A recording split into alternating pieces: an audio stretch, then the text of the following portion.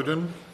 Thank you, Mr Stringer. It's an honour to serve under your chairmanship, and I'd like to pay tribute to Kim and the other petitioners for bringing this petition to the House. So, in the government's response to the petition, DSIT referred to a systematic review by the UK's Chief Medical Officer in 2019, which does not show a causal link between screen-based activities and mental health problems, though some studies have found associations with increased anxiety or depression. Therefore, the government is focused on building the evidence base to inform any future action. But this review is 6 years old now, and I would like to ask the government, how much evidence do you need? Things have changed radically in the last 6 years, and we're living in a very, very different digital world to the one we were living in 2019.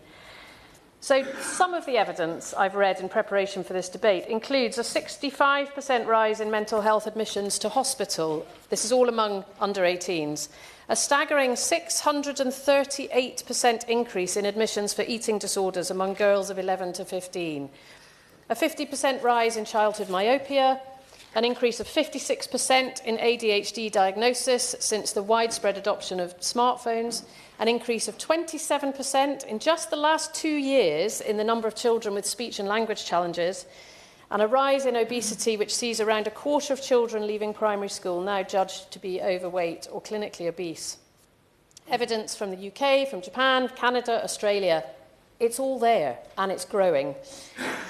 As many other members have said, you look at smoking, you look at alcohol, we protect our children. We don't allow them to buy it because we know the damage it can do.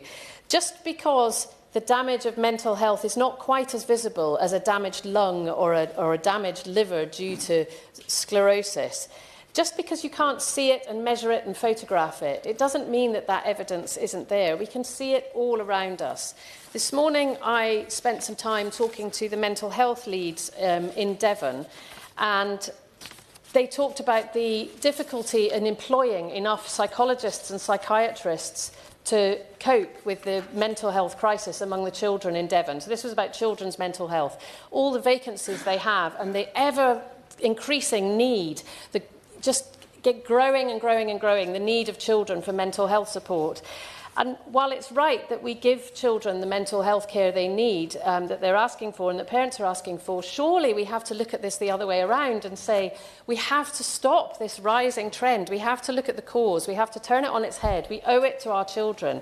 And as the Honourable Member for Whitehaven and Workington said, the graphs all show that this started in 2012. And for the sake of our teachers who are trying to cope with this ever-increasing pressure of special educational needs, autism spectrum disorders and so on, I really think that the time has come for us to act, not to start looking for more evidence.